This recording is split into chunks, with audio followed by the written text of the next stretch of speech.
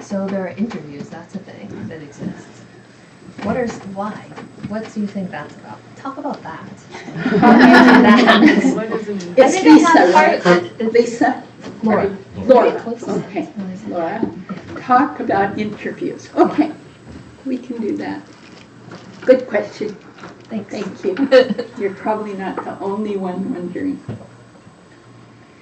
And you said why. You said what and Like why. when and what's What, when, and why. what is that? Okay, well, first of all, there's a lovely little handout on that back table that's named interviews. And so you can look at one of those. What are interviews? They're meetings with teachers or assistant teachers here, one-on-one. How do I use interviews? I like to sit with my teacher one-on-one. So I just came back from Shavasti Abbey last couple weeks ago and had a one-on-one, and it always feels like a tune-up, you know, it's a tune-up. So you bring your practice questions there, you know. I'm doing this or I'm not doing this. I wish I was doing this, but I'm not doing it. And then the teacher hopefully has some experience with the same issue, because the issues seem pretty common. Of course, they're individual, which is why you do a one-on-one, because you have your own individual flavor. But I've noticed over the years that the issues for us as practitioners are pretty common.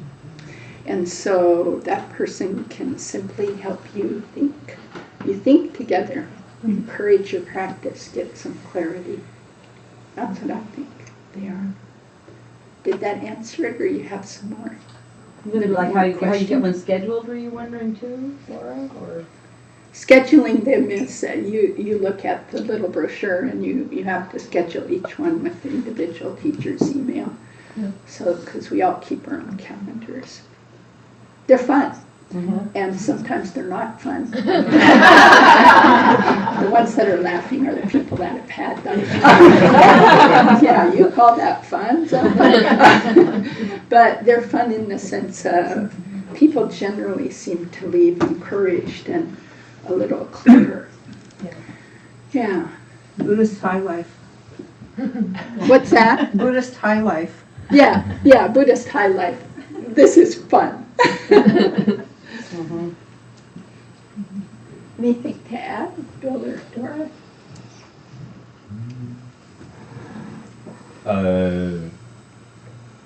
When we step into our practice, it becomes our practice, and so we meet things in our own particular individual way. And as we go into it, things will come up, things that we're either uncertain about, or things that, and if we're uncertain about them, they may either be some kind of challenge or some kind of opportunity, and so some kind of discussion is often helpful in figuring out how to find something, how to make an opportunity out of it, find the opportunity. But you might actually get better feedback from those who come to interviews. Yeah, one thing I want to share before I turn it to the group is from my own personal experience, I'm always afraid to ask for an interview and to show up. There's some kind of fear that rises. And what I've learned over the years is, for me, that fear is all about the self-centeredness that doesn't want to get shaken up. It's like, don't shake me up, I just want to stay miserable. Miserable, I know, miserable, I'm used to, don't shake me up. So, yeah, I've noticed that there's kind of a hump to go over. And every time I get clear enough and brave enough to do it, I am so grateful. Yeah. So I read the handout, and I think one of the suggestions is that you come with a list of questions. And I think that, I feel like I have questions, but they're not questions that are like I wonder if I don't know what those what what people have in mind when they say a list of questions. Are the questions like I'm not sure how, I feel like that is a thing that I'm uncertain about. Like, I have questions, Yeah. but then I typically can answer my questions. I'm usually like, but maybe it would be good to say my question out loud to someone else and then see if they're, like maybe it's not a good idea to always answer my own questions. Yeah. Okay. Overthinking. Laura, overthinking. I do this too. Do you know what I'm saying? Overthinking. Like trying to figure it all out ahead of time before you get there. The brochure kind of says that in a way, but don't worry about it. People come in and they'll say, I don't even know why I set this up. But in the presence of one another's Buddha wisdom, you can just sit quiet and then it floats up, you know. And there's no bad interviews. It's not, no grades. You don't have to do it right. In fact, that would be a mistake. There's no right. So if you're curious, just set one up with whoever you feel comfortable with and see what happens. Okay, so Mary and then Jeff. Yeah. So sometimes when I've had an interview, I mean, I just felt like maybe I just really wanted to connect with a teacher in particular. So what I've done is I don't have a specific question, but they may have some suggestions anyway. So I sort of like give them a report. You know, this is what I've been doing, and this is what I do, and then maybe a little background about other things going on in my life. And sometimes you'll kind of come up with the question when you do that. So so I think that's one method. If you can't think of a specific question, say I'm just telling what my practice is like now, because that's usually what they kind of want to know anyway. Yeah. Thank you. Good. Yeah. Yeah, for me, I think when we talk here in the room, a teacher can give general advice about what might be useful in practice. But when you develop a relationship with a teacher and have a dialogue about your own practice, they have an opportunity to kind of see your obstacles and see how you're working with things. And then through that dialogue, they might give you more specific advice that would be useful to your own practice. And I think you can go a little bit deeper in those questions than you can in a public setting. When Zopa said that thing about it's not always comfortable, sometimes that's because the teacher has begun to know your practice and can point out things that might be challenging in a private context that would be helpful, and it's a safer space when you're there together. So there are opportunities in private that you don't have in a public setting that can be beneficial, and just establishing a relationship with a teacher so that that person knows how your practice is going would be benefit. For me, that's how I use it. Yeah, I just want to kind of summarize for those streaming what I saw between Mary's comments and Jeff's comments, kind of the continuum. You come, you can establish a relationship with the teacher. They, you know, here's what I do or don't do or wish I did do. Here's what my life is like.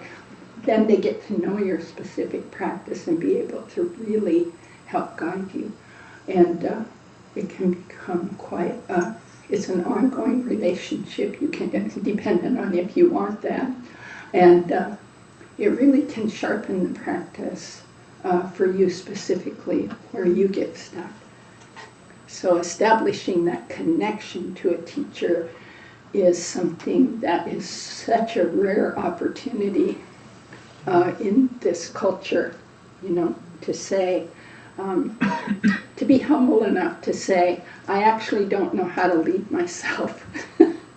In America, we're supposed to know how to do all that and be very self-reliant and pioneers who, you know, together will go to the top of the mountain with no leader.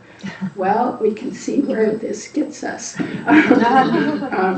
You know, so there's a humbling piece, and there's a piece of I don't know, for me it makes me sturdy in my practice, sturdy, like boom, I get it, you know. Someone else, Linda. I've also had from interviews a really helpful benefit of how to bring Buddhist practice to something that was really going to be challenging in my life off the cushion. Like when you helped me be ready to have surgery, Oh, you know, yeah. that was really helpful. Oh, And yeah. it made the experience of having surgery entirely different, I'm certain, than it would have been if I'd gone into it just in the fear that I came to see you in. So, Yeah. you know, Yeah. really helpful. Oh, thank you for remembering that. Yeah. Yeah, we can use it. And sometimes people walk in and say, I don't have any practice question, but I'm having a terrible time in my marriage. That's a practice question. But they'll say, I don't have any practice questions. So practice is everything. In Buddhism, it's every single moment of thinking, speaking, moving. There's nothing outside of practice except that our minds say, oh, this is practice, this is life. And Lama Michael says we might want to start having Dharma be the big container, Dharma practice, and life inside of that, instead of life is the big container, and I just have Dharma in this corner, and I kind of go there once in a while, usually when it's a crisis. It starts working better if we can start seeing it the other way.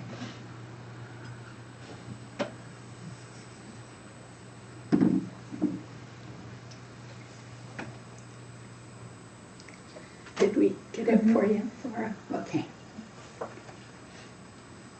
I'm completely new to the practice. Yeah, and welcome, Carrie. Thank you. Yeah. Is there a suggestion for someone who's really new to, this must be a frequent question, someone really I new? didn't quite hear the last part. You're completely new, and are there suggestions for? How to maybe get a better understanding of Uh-huh. where to begin. Okay. Yeah. I listened to some Yeah. public figures on audiobooks, and I've been reading. and You're com- reading and some? reading and coming in here, like just starting to come in here. Yeah. Yeah. So the outline of how to study Buddhism is the three wisdoms of first hearing. That means coming here, like you said, reading books, going online. That's the hearing. They're all within that. Then it's contemplating, really study, contemplate, think about, is this really true for me? Does this fit in my life? The Buddha said, treat the teachings like gold. It might be fool's gold, so bite it, chew it, burn it, really get into it, see if it fits. What doesn't fit, put on the back shelf for now. You're reading something, you go, wow, that just seems so far out. We had a question last Sunday about the 6 realms and hell and all that. It's just like, and the person was having some understandable aversion to that. It's like, well, put it on the back shelf. What does work for you right now, use that. Teachings are vast.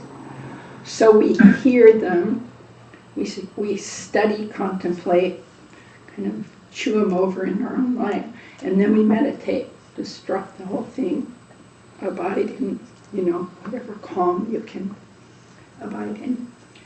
It will get calmer as you go along, not so calm at the beginning. So those 3 ways of approaching.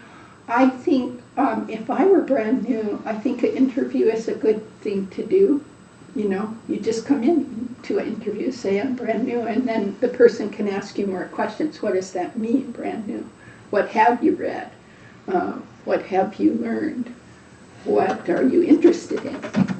And that can be a help.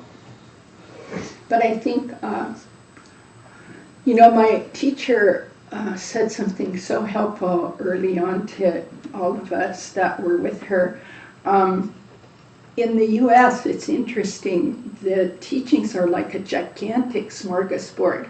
It's just like, wow, you can put Buddhism on the internet and you get, I don't know how many hits. I mean, a billion, ways to go.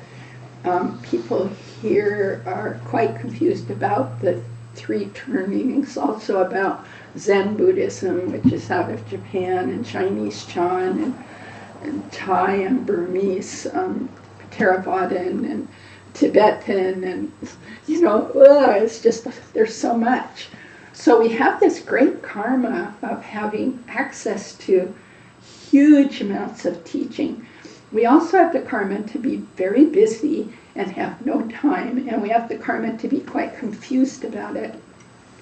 I just think that's so interesting. How did we create this karma of having incredible access and then, quote, no time to do it, and this mishmash? So I think it's helpful, keep coming if you can, if you feel like this is the place. When I started out, I went to Zen places, I went to Chinese Chan places, I went to Tibetan places, just kind of seeing. I didn't even know what I was just like in Portland, going here and there. Some insight Vipassana places, and then just found home, mostly through the connection with the teacher, Lama Michael here. And I think I connected very early on with Dora and Bill at Cloud Mountain way long ago in the 90s. And I was very impressed. They went on a 1-year retreat. I remember that. I didn't know anything about anything, but that people would leave life and go sit somewhere for a year. That was big for me. That was like, whoa. So, yeah. And then you went and did Yep. it. And then years later, decades later, I went on a 1-year retreat. So connecting with friends, is that, do you want to add anything? No? Okay. If you make the beginning too complicated, you kind of, I call it the Rumpelstiltskin effect, where you have one pot of gold, but you tie the ribbon around that tree and then come back and you find all the ribbons around all the tree in the forest. Oh, so now it's more confusing. It's more Yeah. confusing. So Yeah. I don't want to tie more ribbons around more trees. Yeah, find Keep it something simple. you like, which it sounds like maybe you like coming here, and maybe you like something you're reading, and maybe add an interview on. Plenty. That's plenty. That'll get you going. You have Yeah. a thread. Okay, let me pick up this thread and follow this. Yeah, thanks for the question.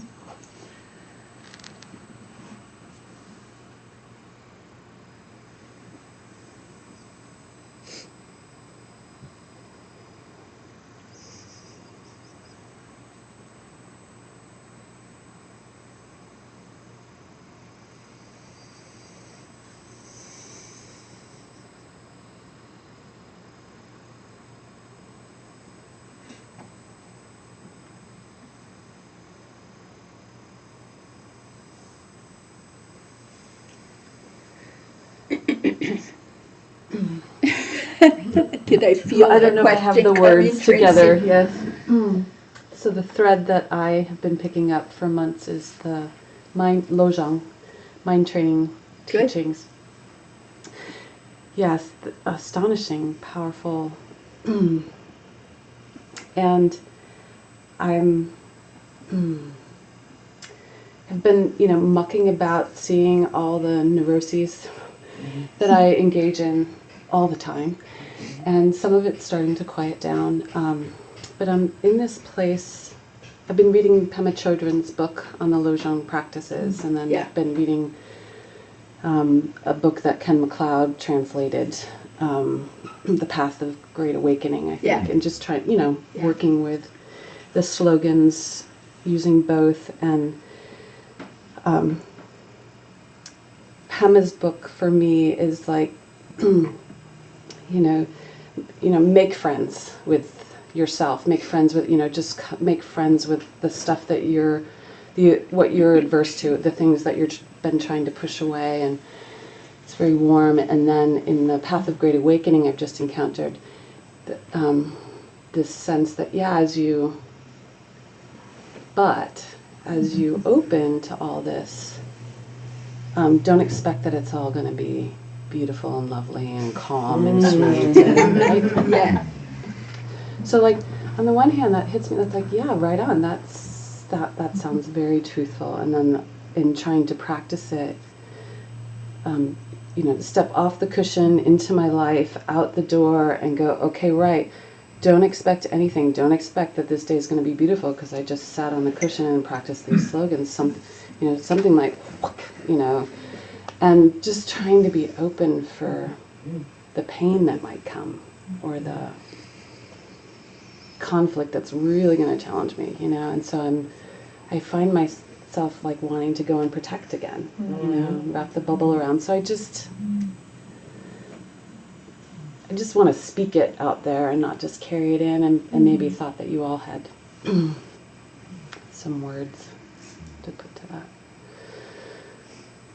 So not a clear question, just maybe help. It's great. It's very clear. It's a great description of the process. Mm-hmm. That's what happens. So just to make it so everyone can be in the conversation, Lojong is Tibetan for mind training the mind. Lojong is huge, also another big medicine cabinet full of, there's not just one Lojong training text, there's many.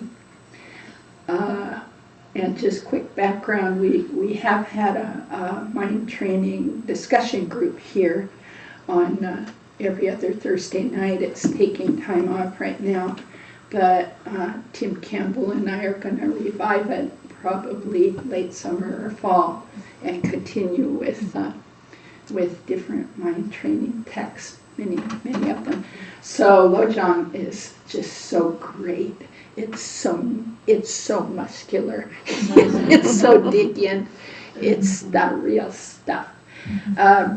Because it's all about challenging the grasping at the self, the false self that we all set up and we believe in and we follow and we protect. So one of the things you said about you launch out there, you practice the slogans, and you just want to retreat. And also it's dismaying to see, my God, I am totally neurotic. Is there a moment when I'm not neurotic? And the answer is yes, there are many moments. We just often don't give ourselves credit or don't see it, or it goes by. But that's the beauty of the Lojong. It's showing us what we're trapped in all the time. It's like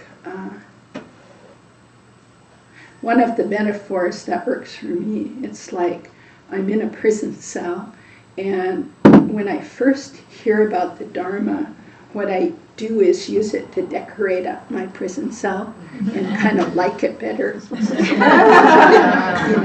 My teacher used to call it Dharma Light, L-I-T-E. She'd get really irked with us who were close around her for a period of time and say, stop practicing Dharma Light. This is not just to make you feel better every day. If you keep doing that, you'll just be miserable, because you can't set it up to feel better every day, because other things, life happens, karma occurs.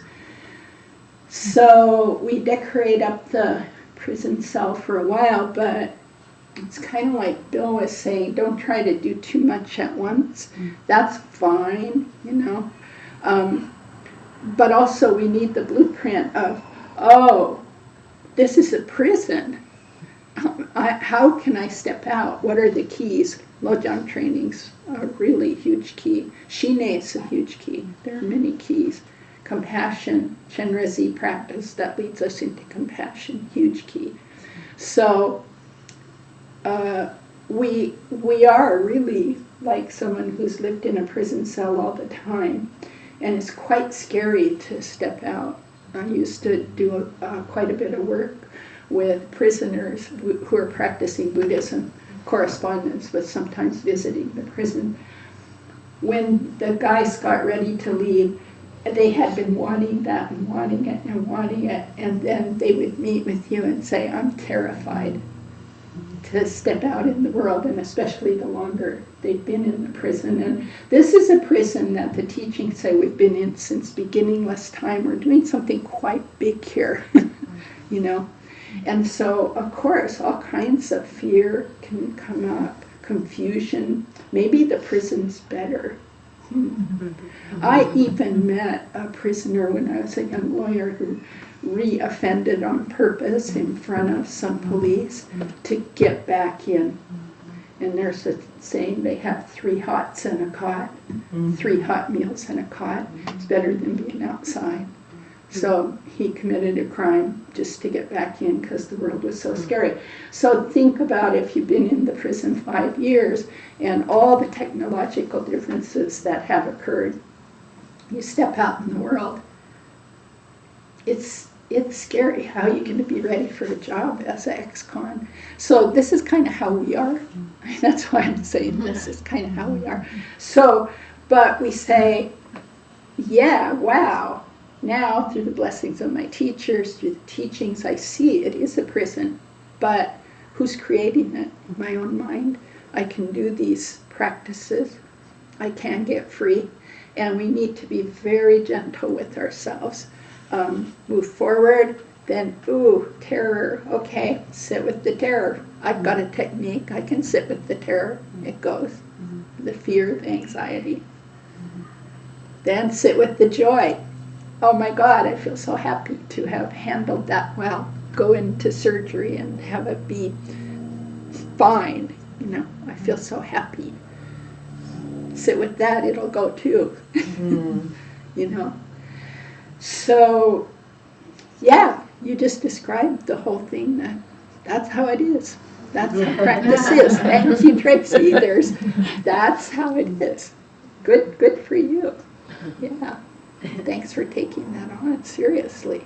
When anyone takes these on and seriously practices, they go just where you just went. And you won't stay there. You'll keep going. It's encouraging when you hit those spots, or rather I would say use it to encourage yourself, not discourage yourself. Like, wow, I'm so encouraged I'm seeing so many of my neuroses. I used to live in them and not see them. So this is encouraging, you know. Or I feel so encouraged I see myself stepping back and wanting to quit or go easy or whatever. Fine, that's a step on the path. Thank you. Yeah. Yeah. It just occurred to me, using the term lojong, it reminded me, oh yes, and we say mind training. We use the word mind in quite a few ways, and in fact, in Tibetan, there are quite a few terms for mind. In this case, it's lo, which is the mind. It's sometimes talked about it like the intellectual side, but you could say it's more like the processing side of mental activity. And so part of mind training is training ourselves to look at how we process things. And we process them kind of, you used the term kind of with our habitual neurotic patterns. That's my way of processing. Okay, maybe I'll train myself to check for those processes and introduce another alternative. When we use the slogans, we have another alternative to kind of check on that. So I think that's an interest, because we use the mind so much, the term, I thought I would mention that. The other thing that I would mention is that there can be points where we look and then we go, oh my goodness, it's all I'm ever going to see is wall-to-wall neurosis and chaos, and that can be, and I think there's a particular, I don't know, there's some kind of momentum, so it's almost like a cultural momentum to kind of, now let's see everything is really totally bad. And it can become its own sort of trap to say, oh, this is all I'm ever going to see. Well, that confirms that I'm really a rotten person anyway. So there's a way where there's kind of to open up more to just meeting whatever arises, and at some point it looks like, wow, my goodness, I did that, and then I responded to that by doing that, which then, oh my goodness, all day long I went like that. But But if we get too wrapped up in thinking this is all I'm ever going to see, then it sort of narrows things down. Instead of actually meeting things, we start to kind of project it. We develop a new kind of protective neurosis, which is like everything's always all bad. Right, so I'll try and get used to that. Yes. Now I know how to process that. It's terrible. Yeah, yeah. But there's also the element of the mind training which relates to insight. So that's the piece that it's the first chapter in all the mind training books. But it's usually kind of like, whoa. Okay, let me go on to something tangible. Yeah. But there's something going back to that and kind of continually sort of bringing ourselves back to that. Then there is a piece where we start to see more into the part where in the midst of all this karmic stuff ripening, there's still this kind of fundamental space. There is this fundamental openness. There's this fundamental possibility for complete freedom in this. And so just reminding ourselves that that's also part of the mind training, is to kind of keep that little piece, nourish that piece too. So that the kind of the wall of neurosis does not just become more solidified.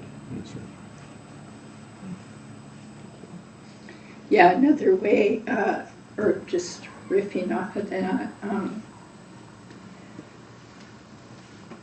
the prison, we're making it up. So at any nanosecond, poof. It's not there, it's not here, it's not anywhere. We're just used to creating it over and over. So I find mind training slogans can pop me at least up to the door of my cell, if not out into the hall with the key in my hand. And maybe some days, poof, wow, this thing isn't here, And then they can be so helpful. There's a book for those who are new to Lojong. I think there's more than one book there. What's the Pema Chodron title? Start Where You Are. Start Where You Are, Pema Chodron. That's on our shelf. And then there's Lojong by Tralik Rinpoche. And so you can read and learn these. But the other day, I was sometimes it gets way too complicated for me. There's 54 slogans. And so I tried to some days just pick one to focus on. And the other day, I was days when I'm grumpy.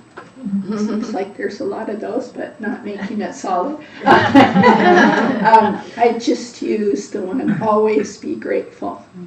So I was standing in the shower, and I was grumping around about, I have to do this, and time's going by, I just want to stand in here for 20 minutes, but that's wasting water. And, and I just thought, always be grateful. And it just shifted.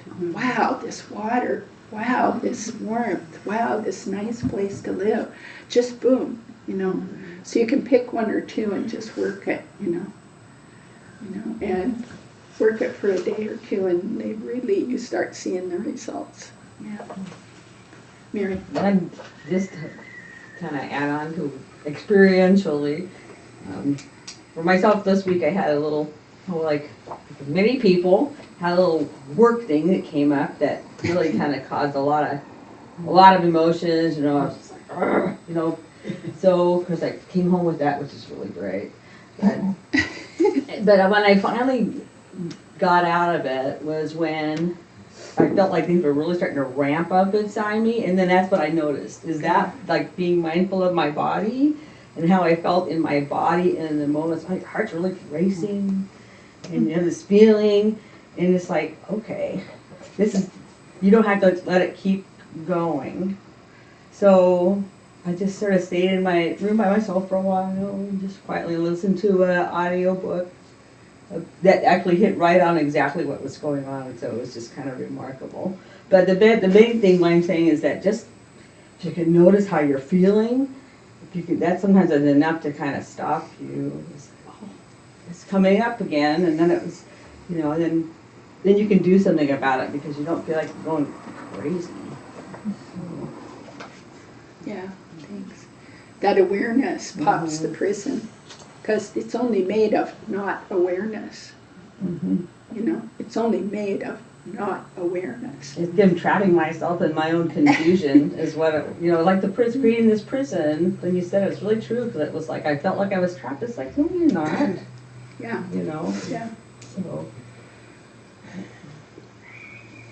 Lynn had her hand up a while. Oh, yeah, mine's tagging on to the questions, the early questions, and it's around gurus, finding your guru. So this is kind of like, I've been coming for about 15 years.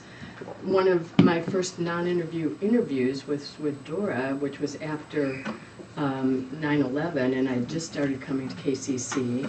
And I had missed Michael's session on 9/11, so I reached out and ended up having this wonderful cup of tea with Dora in your backyard, and to make sense of something that made no sense, which of course we didn't end up making any sense of it, but it was very helpful, and that kind of helped me feel much more, so you didn't even know, connected to this, to KCC. So I you know, I've been coming many years. I feel like I'm in, I don't even want to, this isn't about judging myself, but, you know, I may not be in, I feel like there's a little bit of Dharma light on my end or whatever, but in any case, I've still been coming.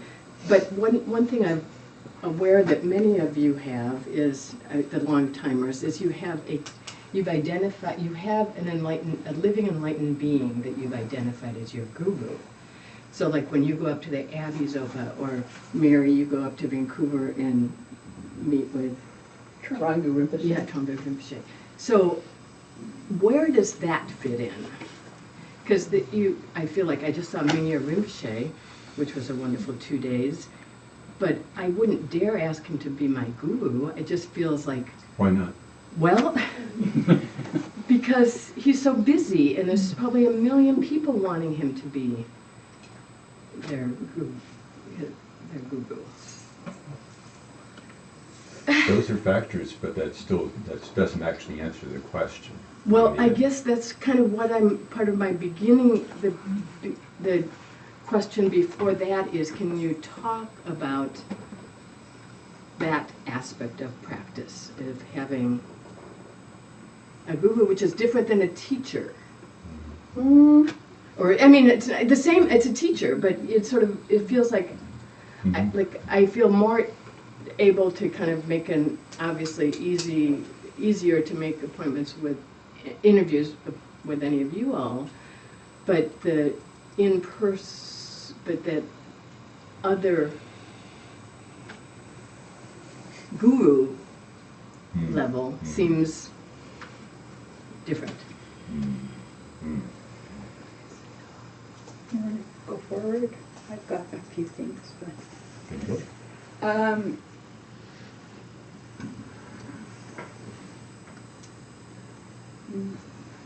it's a really good question, and you're not the only one that asked that.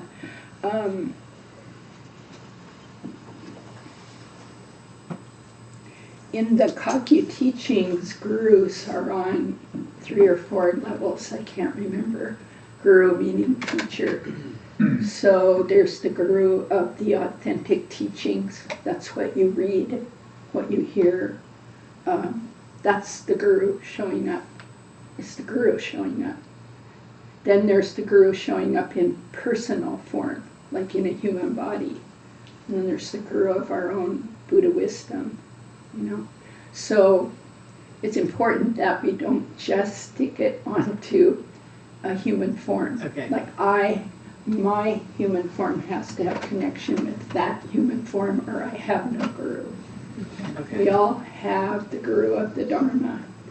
And there's also called the sign appearance of the guru. That's all these things in life that wake us up. It might be the death of a friend. It might be a hard time at work. You know, Mary just gave an example, poof, woke up because of the hard time at work. So we can say to ourselves, oh, the guru of appearance, the guru appearing to me. Ah, thank you, guru. So it doesn't have to be, I have to go personally see this one. I have no idea how that grows in my life to be as close as I am to Venerable Thupten Chödrön. I read a book by her, I went to a retreat, and poof, all kind of things happened that the I was not directing. So karma, you know, I mean karma or grace or whatever you want to call it, rises. It rises in part of that karma is our practice. Just keep practicing. But I think it's quite helpful for me to think the guru shows up in all of you. The guru shows up in the question. The guru can show up in a dog out on the street, you know, some interaction I have that shows me my fear or my craving. That's the guru showing up. And then Bill's pointing out something really important by asking you, why don't you set up a meeting with Mingyur Rinpoche? Maybe it will take a year to have that meeting. We don't know. We're scared and we underestimate our importance in a backwards way. You know, I'm importantly not important. I don't know how to say this, but I have this in myself. Like, I'm not important enough to meet with my teacher. I've kind of gotten over that because she has helped me get over that. So we can hold ourselves especially back or especially forward. We just have to watch that dance in our minds. The other thing is, I think we underestimate the capacity of the gurus. Like, oh, they have too many students. They would never say that, and they would never think that. And if they have time at all, they'll make it for you. And their capacity to do that, I've watched, grows and grows and grows. It's kind of astonishing. I don't know if I could interview how many people think they are Thupten Chödrön students. I'm sure it's in the thousands. She doesn't see each one of them individually, but she sees a lot of them. But they say, that's my root guru. So it's a lot on the student side, you know. You don't need to block yourself from saying, that's my guru. And that can open your heart to their books, to their teaching. And that can be the form, that human form they're taking, can be the form you bring to mind when you pray to the guru, saying, please open my heart more, please bless me, please, you know, make it so that I will fully understand the Dharma.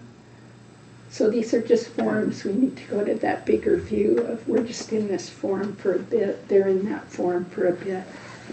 But we're always connected with them. The practices are just reminding us that we're connected with them. We're always connected. So I don't know. That's very helpful. Okay. Just a little bit more.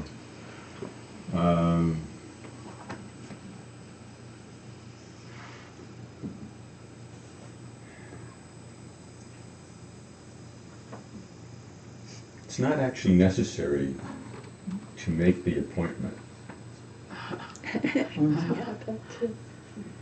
There's a way in which one of the definitions of, if you define the guru in this sort of like, well, kind of really up there, kind of, that's the root guru.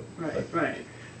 One of the definitions is, this is the individual that pointed out the nature of your mind and it stuck.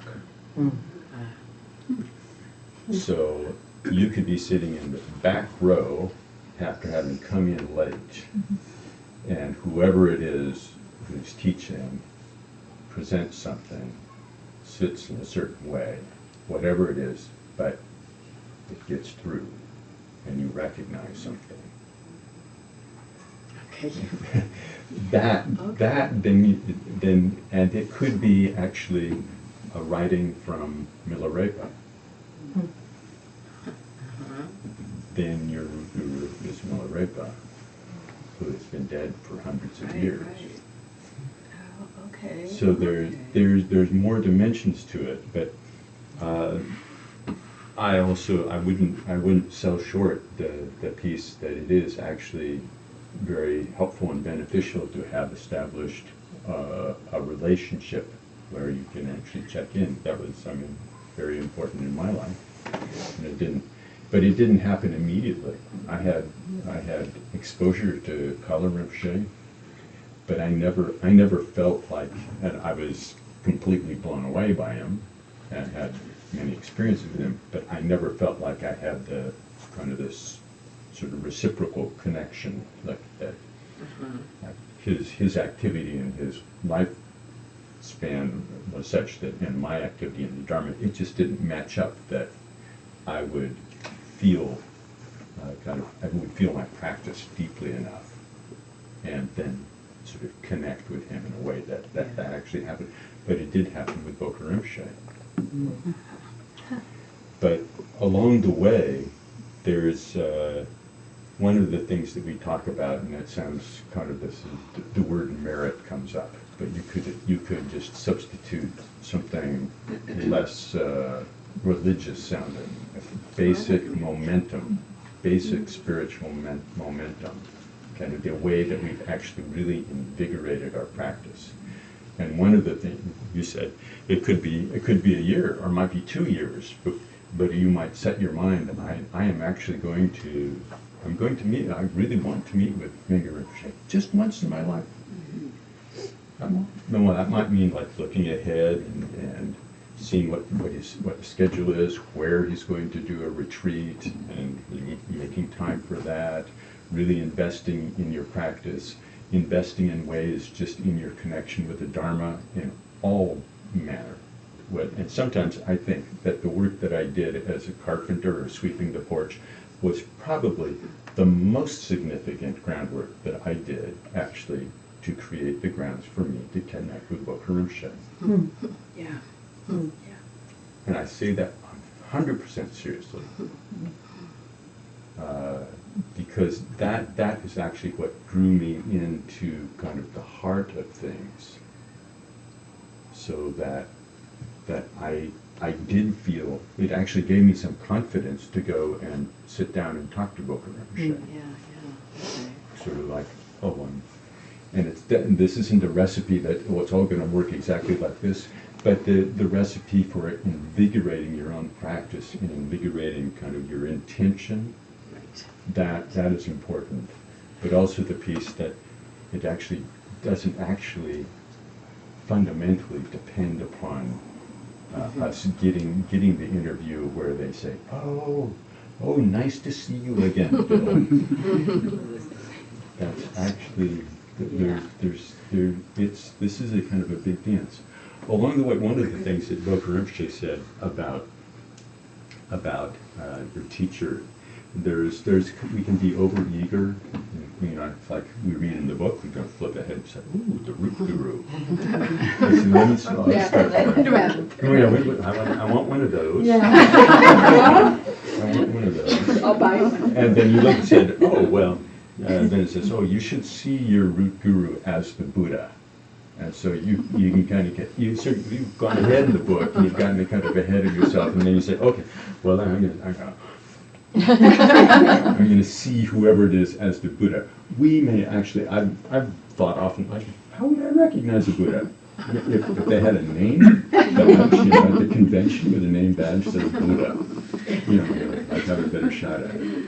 But that the notion of this is the person that points out the nature of your mind, and you get it.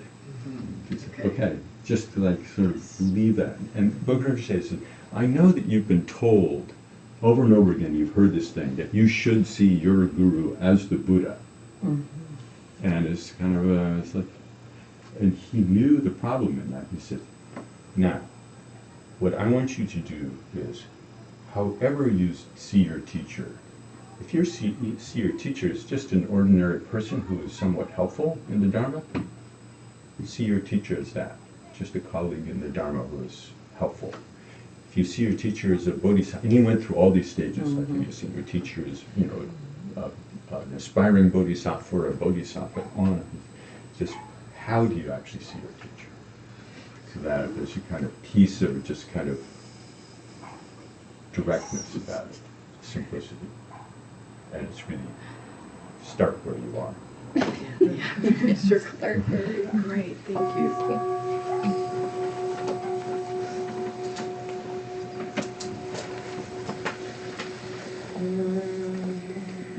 By this virtue may I quickly realize Mahamudra and establish all beings without exception in this state.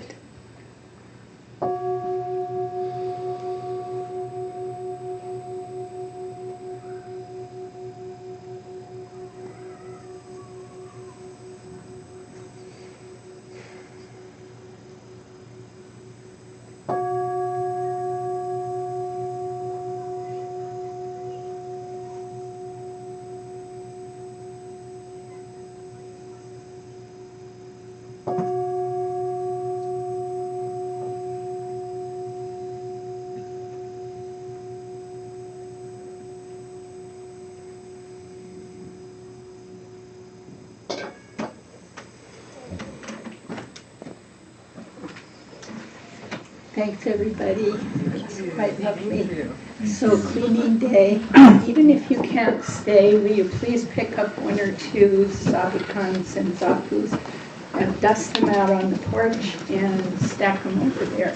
If you can stay, pick up a task from the board in the kitchen and do it.